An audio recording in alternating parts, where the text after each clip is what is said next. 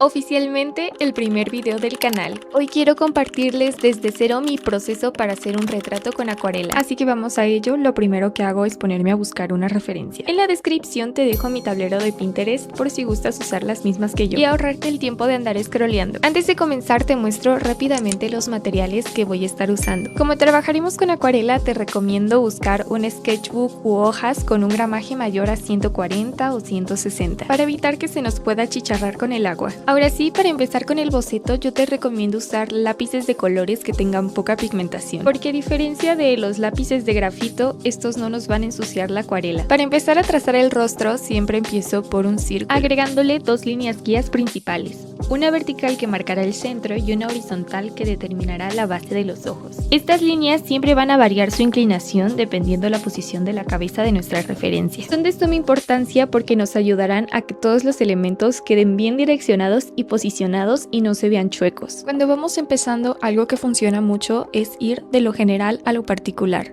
Es decir, no vamos a enfocarnos en hacer los detalles más minuciosos en este punto, sino delimitar las partes del rostro con formas geométricas.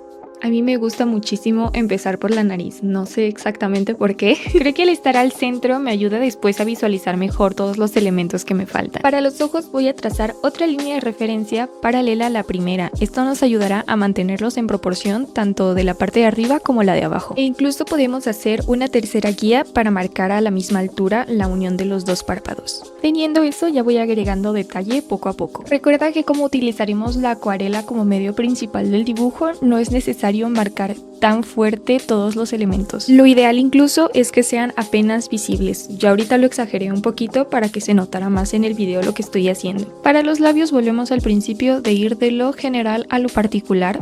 A mí me gusta mucho usar formas ovaladas para ir determinando su forma y su volumen. Pasando el contorno del rostro, hay que fijarnos muy bien en dos puntos en particular: los pómulos y la quijada, que es donde suele haber un contorno más elevado.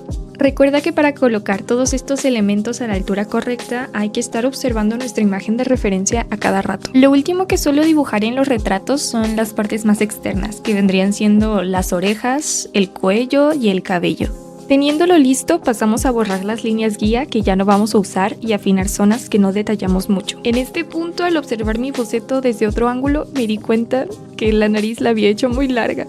Entonces me tocó corregirlo. Para evitar esto, lo ideal es ir levantando nuestro sketchbook o nuestra hoja a la altura de nuestros ojos para ver el dibujo con las proporciones reales, porque al tenerlo sobre la mesa, nuestros ojos lo ven más inclinado y distorsionado de lo que está. De los nervios de andar grabando por primera vez, se me pasó este punto, pero se los comento para que no les vaya a pasar a ustedes. Ahora sí, pasemos a las acuarelas. Yo estaré usando esta presentación en pastillas, pero puedes ocupar la que gustes o tengas a la mano. Muy importante, dos recipientes con agua. Uno va a ser para limpiar el pincel y otro para hidratar las acuarelas. Empezaré humedeciendo el papel en toda la zona del retrato, para luego agregar un color base.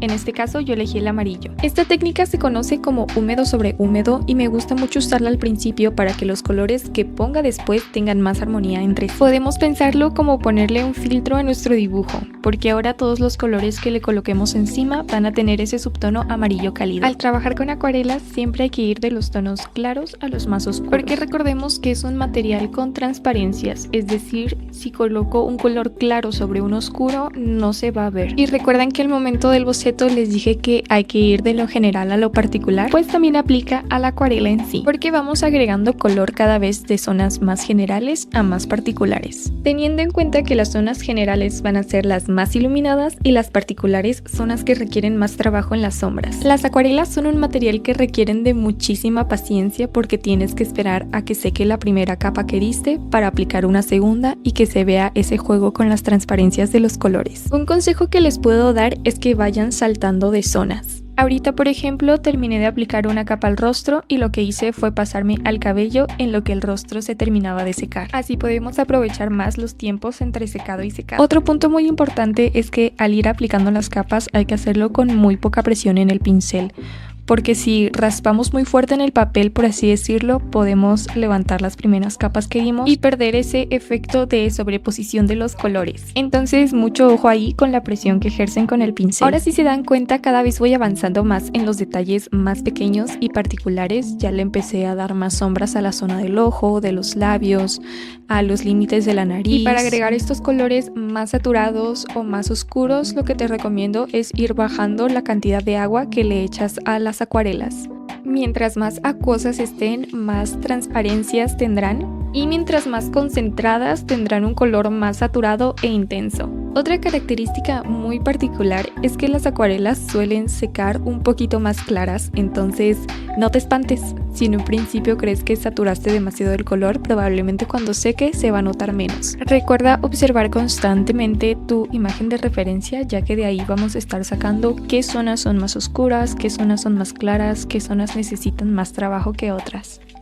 Creo que no lo había mencionado antes, pero de los pinceles más recomendados para esta técnica son los llamados punta redonda, porque pueden cargar bastante bien el agua en sus cerdas y la punta nos permite jugar con trazos finos o más gruesos. Mientras más vamos avanzando en el proceso de detallar el dibujo, cambio a un pincel más chiquito. Estos nos permiten controlar un poco mejor la cantidad de agua y de pigmento de la acuarela, al igual que hacer trazos más pequeños y delicados. Pero recuerda usar este tipo de pinceles más chiquitos y delgaditos únicamente para los detalles finales y muy pequeñitos, porque si no, el proceso va a ser todavía aún más lento.